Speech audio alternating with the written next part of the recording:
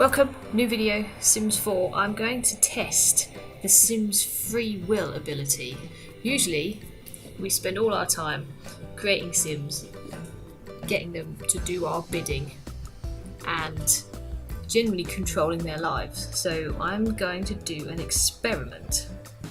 I'm going to pick a random family. So I'm in Oasis Springs. I don't have all of the expansion packs. I've only got 3 of them because they're quite expensive, and I've only really just started playing this game. So I think this dude down here looks promising. He's on his own, little tiny house. I've never played him before. I don't know who he is. I know nothing about him. Let's see how this goes. Okay, so where are we? He's uncomfortable. Why is he uncomfortable? He is wet. Okay, that's fine. Right, so essentially, I'm going to zoom in a little bit. I'm going to have his needs up so we can see what he's doing. Is there anything about this guy? Does he have a job? He does have a job. He's an imaginative imagist. He has work in 5 hours. His performance is average, so he needs to improve his painting skills. He works 9 till 4, 5 days a week. He has Monday and Tuesday off. He needs to do a daily task of creative painting, so it'll be interesting to see if he actually does and goes to do those. This person is dead. Brilliant. Doesn't have any friends, no love interests, no pets. He has homework. What are his traits? Okay, so he's an adult. Why does he have homework? Childish. He's a bro. He's gloomy. And animal affection. So he's an animal lover. Good. Okay, so there we go. There is his hunger levels and his social levels. It is very early, 5 AM. Let's just see if we can zoom out a little bit. Where can I put it so we can see everything he does? There. Oh, look, he's got a single bed and a double bed. Wow, he's got 2 rooms. Nice. And 2 bathrooms. So essentially what we're going to do is I'm just going to leave him now. It's Friday, sim time, and I'm going to leave him for about an hour, real time, and I'm going to see what he does. Can he look after himself? What kind of mess does he get himself into? The only thing I will interact with is if a pop-up happens when he's at work. But that's it, I'm not going to touch him. He's going to live his life, and we'll see how much of a mess he makes of it. If he, dies or nearly dies, I will probably intervene.